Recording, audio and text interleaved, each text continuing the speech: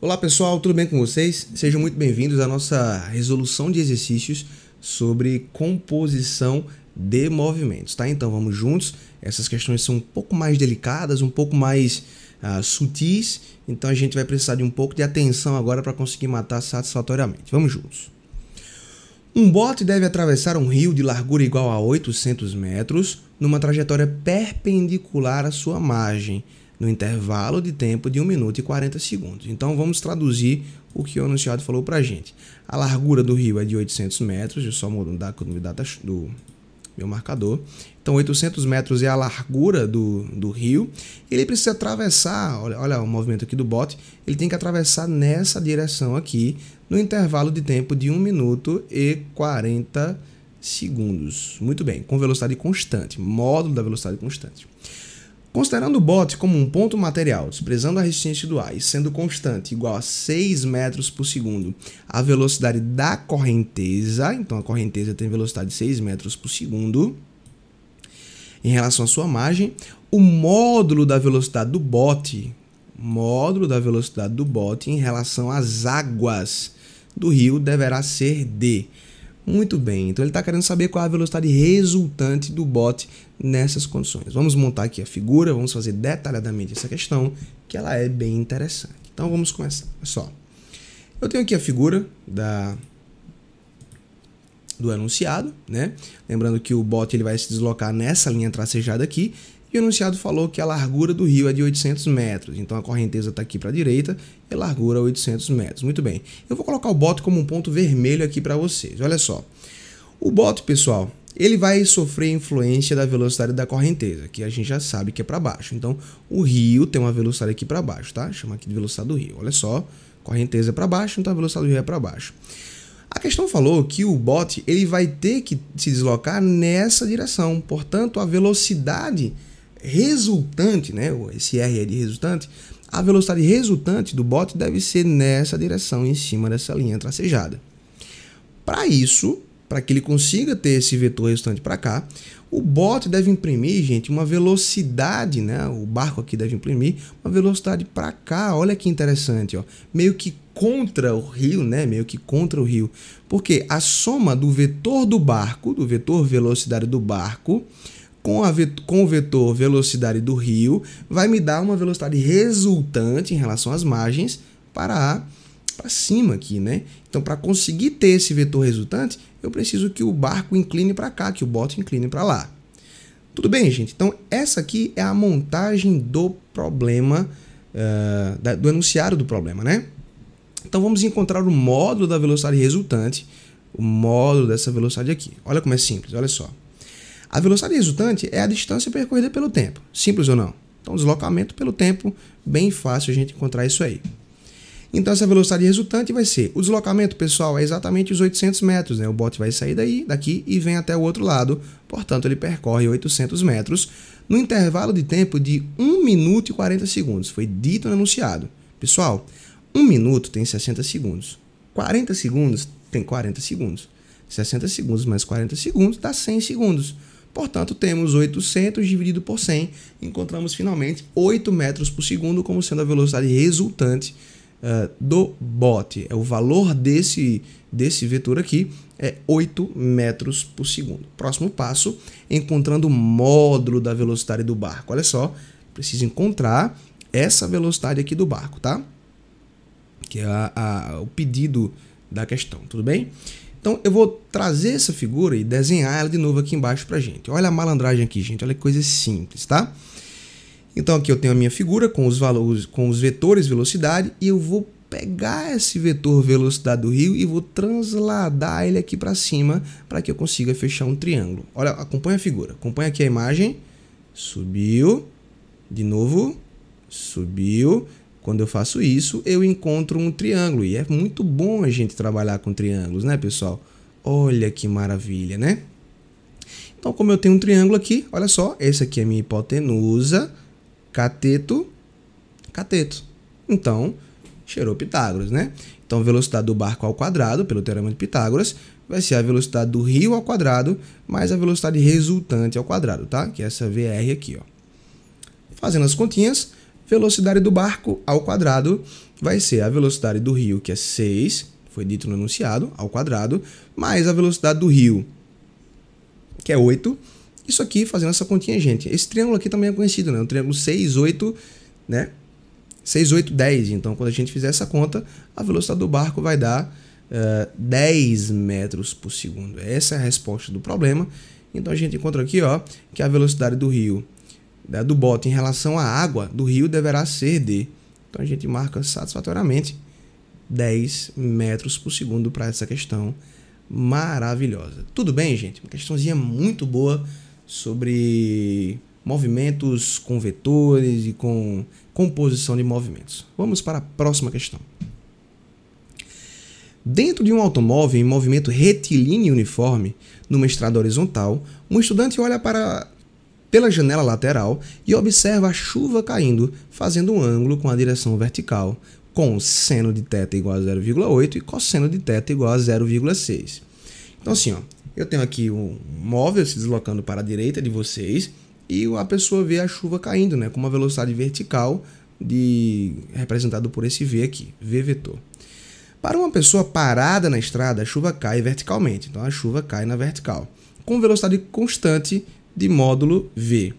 Se o velocímetro do automóvel marca 80 km por hora, pode-se concluir que o valor de V é igual a, ou seja, a questão quer saber qual é a velocidade de queda da chuva.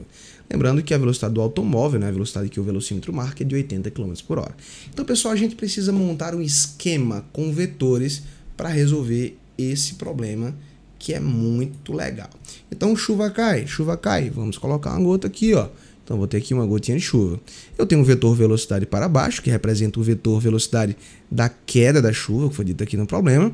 E agora vem um tópico muito interessante. Pessoal, o carrinho está andando para a direita, né? O carrinho se movimenta para a direita. Esse é o movimento dele. Se o carrinho se aproxima da chuva com uma velocidade para a direita, a chuva se aproxima em relação ao carrinho com uma velocidade para a esquerda, né? Quem está no carrinho vê a chuva vindo para a esquerda. Essa é a questão da velocidade relativa. Carrinho se desloca para a direita em relação à chuva, chuva se desloca para a esquerda com relação ao carrinho. Então, se a velocidade do carro é de 80 km por hora para a direita, em relação ao carro, a chuva se desloca com 80 km por hora. Opa, aqui é 80 km por hora, tá, pessoal? Desculpa aí, ó. 80 km por hora, tá bom? Então, a gente vai ter 80 km por hora para a esquerda, né? Velocidade relativa. Carrinho para a direita, chuva para a esquerda.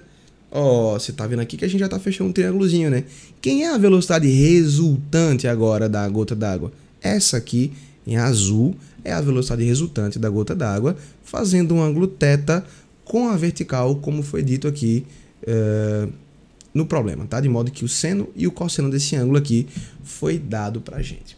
E aí, a questão quer qual é o valor dessa velocidade aqui de queda da chuva, tá? Então, pessoal, eu acho que vocês já perceberam que aqui, mais uma vez, a gente vai fechar um triângulo, né?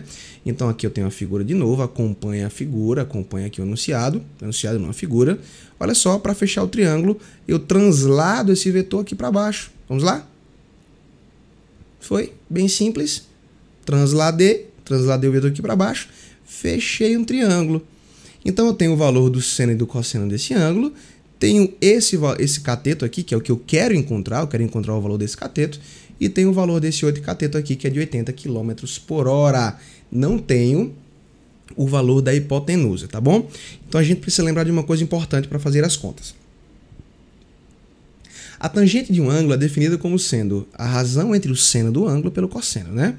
Então, como ele deu aqui o valor do seno, que é 0,8, e o cosseno, que é 0,6, a gente encontra que a tangente do ângulo vai ser 0,8 dividido por 0,6, que dá 4/3, né? Dá 4 sobre 3, ou 4/3 é o valor da tangente aqui desse ângulo.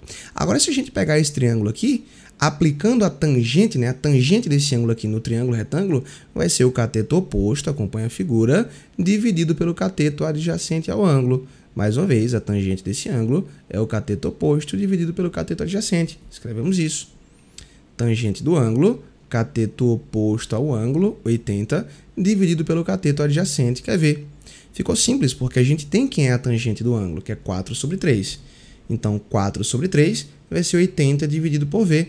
Fazendo essa continha, produto cruzado, encontramos que V dá 60 km por hora, que é a velocidade com que essa chuvinha cai, gente. Olha que questão bacana, muito simples, né? Basta a gente prestar atenção nesse desenho e fazer esse pulo do gato aqui para fechar o triângulo, né? Então a gente encontra como resposta letra B, 60 km por hora, para matar essa questão muito legal. Tudo bem, gente? Qualquer dúvida, escreve aqui nos comentários que a gente mata isso, tá? Próxima questão para a gente finalizar esse assunto, questãozinha mais simples agora. Um homem parado numa escada rolante leva 10 segundos para descê-la em sua totalidade. O mesmo homem leva 15 segundos para subir toda a escada rolante de volta, caminhando contra o movimento dela. Quanto tempo o homem levará para descer a mesma escada rolante, caminhando com a mesma velocidade com que subiu? Uma questão... Eu falei que ela era fácil no começo do enunciado, mas não é tão fácil assim não, tá? A gente precisa se atentar muito aqui para os comandos do enunciado. Vamos marcar. Um homem parado, inicialmente ele está parado, ele leva 10 segundos para descer a escada rolante. Então a escada está descendo e o cara parado em cima dela gasta 10 segundos para descer a escada rolante, parado sobre ela. Agora ele leva 15 segundos para subir a escada rolante caminhando contra o movimento dela. É aquela velha situação em que geralmente criança faz isso, né? Não sei se você adulto faz também. Eu já fiz, é bem legal você tentar subir a escada rolante sabendo que ela está descendo, tá? Você vai contra o movimento dela. Então, quanto tempo o homem levará para descer agora a escada rolante de novo, só que agora caminhando sobre ela, com a mesma velocidade com que ele subiu aqui em cima? Então, a gente precisa equacionar todas essas etapas do problema. Vamos começar devagarzinho. Primeiro passo importante para você notar é o seguinte, ó.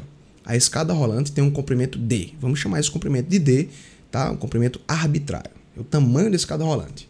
Segundo passo, descendo a escada parado em relação a ela, que foi a primeira parte do enunciado. Olha só, a velocidade da escada rolante, né? Só ela se move, a pessoa está parada. Então a velocidade da escada vai ser a distância que ela vai percorrer dividido pelo intervalo de tempo para percorrer toda a sua distância, que foi dito aqui no enunciado, que é de 10 segundos. Então a gente guarda essa